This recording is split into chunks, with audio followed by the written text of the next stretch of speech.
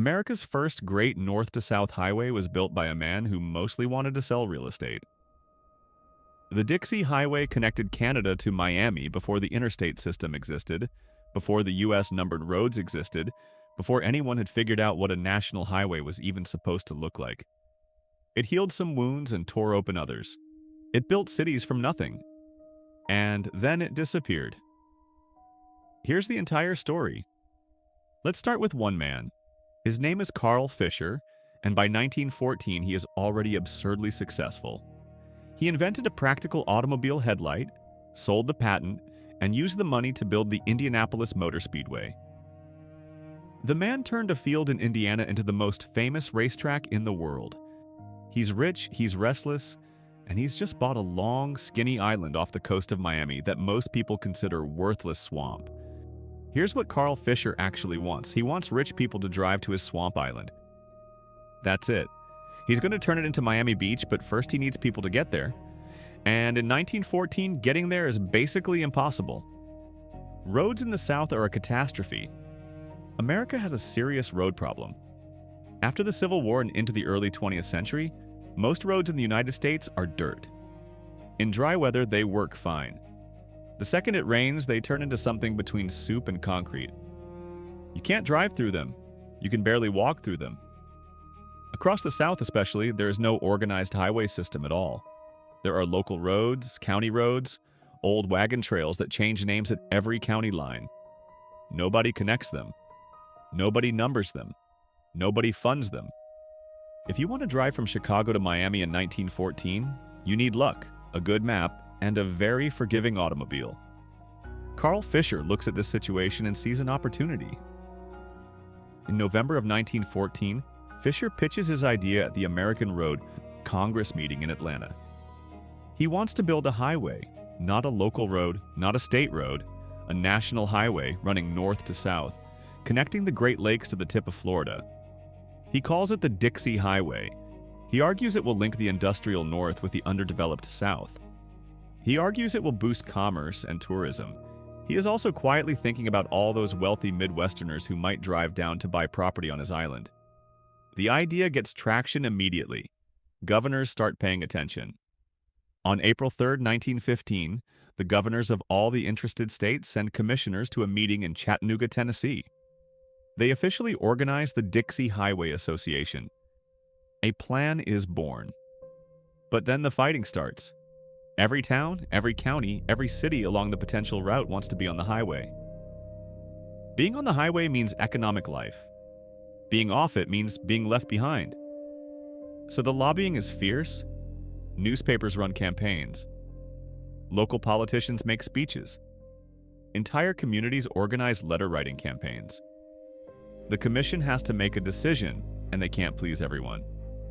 So they do something clever. On May 22, 1915, they announce a split route. The Dixie Highway will actually have two branches. The western branch runs south through Illinois to Indianapolis, then down through Louisville, Nashville, and Chattanooga. The eastern branch goes from Indianapolis east to Dayton and Cincinnati, then south through Lexington, Kentucky, and Knoxville, Tennessee, before meeting back up with the western branch in Chattanooga. From there, both routes merge and run south together through Georgia and Florida. Two routes for the price of one. More towns get included, more states get their piece of the highway. Everyone sort of wins, and Carl Fischer gets his road to Miami. So the Dixie Highway has been officially organized, commissioners have been selected, a route has been agreed upon, governors are shaking hands. There's just one problem. The road doesn't exist. What does exist is a loose collection of dirt paths, wagon trails, and county roads scattered across 10 states. Some sections are gravel, some are sand. Many are just compacted earth that turns into a swamp the moment it rains, and it rains a lot in the South. Here is what early driving on the pre-paved Dixie Highway actually looked like. You're in your Ford Model T, you're heading south through Georgia. It's been raining for 2 days. The road ahead of you is a brown river of mud. Your wheels spin. Your car sinks. You're not going anywhere. This was not a rare situation. This was Tuesday. Rural families living near the worst stretches of the road figured out quickly that they had something valuable: horses. For a small fee, a farmer would hitch up a team and drag your automobile out of the mud. It wasn't exactly the romantic road trip promised in the brochures, but it was a living. Some families made decent money doing nothing but pulling stranded motorists out of Georgia clay. Building a real highway through all of this was a massive undertaking. The Dixie Highway Association was funded by a combination of private businesses, local governments, and state contributions. The federal government stayed mostly out of it in the early years. That changes in the 1920s. But from 1915 onward, the early work is local. Towns and counties pitch in. Civic boosters organize. And slowly, section by section, pavement replaces mud. The Georgia stretch gets particular attention because Georgia is unavoidable. Virtually every Florida-bound driver has to cross Georgia. If the roads there are bad, the whole highway fails, and for years they are bad. As late as 1915, Georgia has no paved highways at all. None. The entire state is dirt and wishful thinking. But there's something else happening on the Georgia stretch that makes it interesting. The route through northern Georgia passes through territory that saw some of the most significant fighting of the Civil War: Dalton, Resaca, Kennesaw Mountain, Atlanta. This is the path of General Sherman's Atlanta campaign, and the Dixie Highway Association leans into it hard. They market this stretch as the battlefield route. Think about the timing. It's 1915. The Civil War ended 50 years ago. There are still veterans alive who fought in it. There are men walking around who remember Chickamauga. The Chattanooga battlegrounds had been preserved as a national military park in the 1890s. Civil War tourism already exists. The Dixie Highway is threading itself right through the heart of it. By the late 1920s, after 14 years of construction, the highway has grown into a system spanning over 5,700 miles. It runs from Sault Ste. Marie at the Canadian border all the way to Miami. 8 states, dozens of major cities, hundreds of small towns. It is America's first true north-to-south long-distance highway. And it is about to change everything about how Americans travel and where they go. Here's what the Dixie Highway did to Florida. It basically invented it. Before the highway, Florida was accessible by train.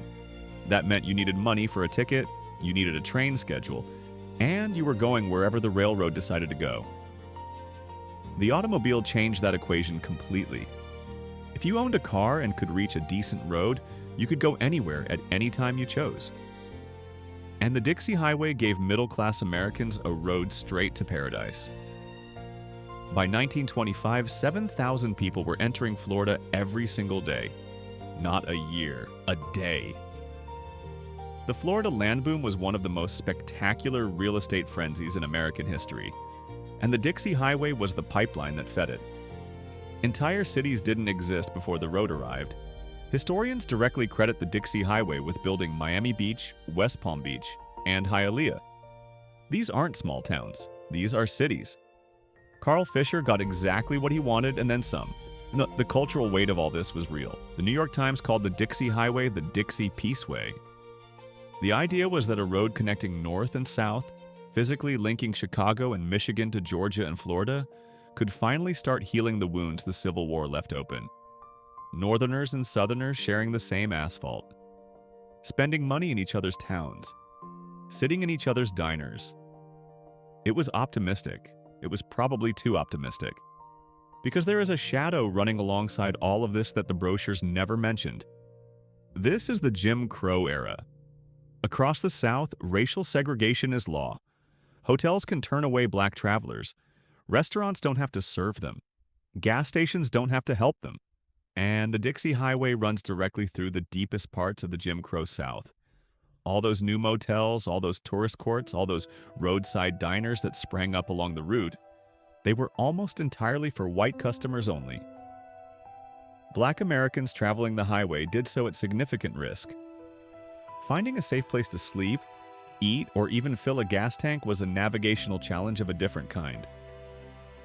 The Negro Motorist Green Book, published from 1936 onward, was a travel guide specifically created to help black travelers find the few businesses that would actually serve them without hostility or danger. And here's the cruel irony built into the geography. While white tourists were streaming south down the Dixie Highway to enjoy Florida's beaches and real estate opportunities, black Americans were moving in the opposite direction. The Great Migration, the mass exodus of 6 million black Americans from the south to northern cities, was happening at the same time. But most of those migrants weren't driving the highway. They were riding trains, which were cheaper and marginally safer. The Dixie Highway carried one America toward leisure. Another America was fleeing the same South for survival. The highway was marketed as a symbol of national unity. And in certain ways it was. But the America it united was a partial America. The road connected people, but not all the people, and not on equal terms. That contradiction would follow the Dixie Highway for the rest of its life. The Dixie Highway's first death came quietly in 1926. No ceremony, no decommissioning, no final drive. Federal and state highway officials sat down and decided that named highway trails were confusing, inconsistent, and impossible to manage at scale. America needed a system, so they built one. The new U.S. numbered highway system replaced named trails across the country. Overnight, the Dixie Highway stopped being the Dixie Highway and became a collection of numbered routes. The western branch absorbed into US 41. The eastern branch became US 25. Other sections became US 1, US 17, US 19, US 27. A highway that had taken over a decade to build and market lost its name in a single bureaucratic decision.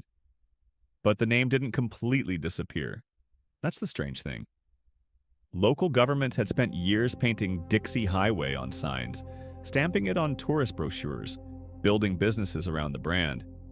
They weren't going to erase all of that just because Washington changed the numbers.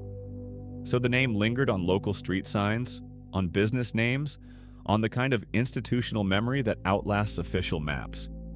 Drive through certain parts of Georgia, Kentucky, or Florida, and you could still follow Dixie Highway as a local road long after the federal designation vanished. Then the interstates came. In 1956, President Eisenhower signed the Federal Aid Highway Act and began building the interstate system. For the Dixie Highway's old corridors, this was the second death. Interstate 75 ran from Miami to Sault Ste. Marie, almost exactly the path the old eastern branch had traced. Interstate 65 ran the western branch route north through Nashville and Louisville toward Chicago. These new roads were faster, wider, and completely bypassed the small towns the Dixie Highway had built its identity around. The motels that had filled up every summer started emptying. The diners that had served 3 generations of road trippers closed. The gas stations that had been full-service family businesses shuttered.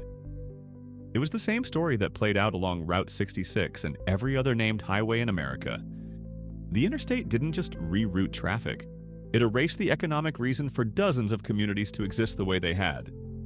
What remained was the name, and eventually the name became the argument. In 2021, Miami-Dade County Commissioners voted unanimously to rename the local Dixie Highway streets after Harriet Tubman. The word Dixie, a nostalgic term for the antebellum South, had faced growing criticism as a name being applied to public roads in a county with a large black population. The commissioners decided that a highway built through a Jim Crow South on a route that had explicitly excluded black travelers shouldn't be honored with a name celebrating that same Confederacy. So they replaced it with the name of the woman who risked her life to free enslaved people from that exact world. The signs came down. Harriet Tubman Highway went up. Other communities along the old route are still deciding what to do with their piece of the name. Some have kept it. Some are debating. The physical road is mostly still there, absorbed and repaved and renumbered, carrying cars at highway speed past the ghost outlines of old tourist courts and filling stations. The Dixie Highway is dead. The roads it became are very much alive. The Dixie Highway was a real estate scheme that accidentally built cities, a peace offering between old enemies that came with fine print, and a road that promised freedom to people who weren't all allowed to use it. It doesn't officially exist anymore, but you can still trace it on street signs, in the bones of shuttered motels, in the cities it put on the map. In Miami, it's now named after Harriet Tubman. The road that was supposed to unite America is still figuring out what that actually means. Subscribe for more stories like this one.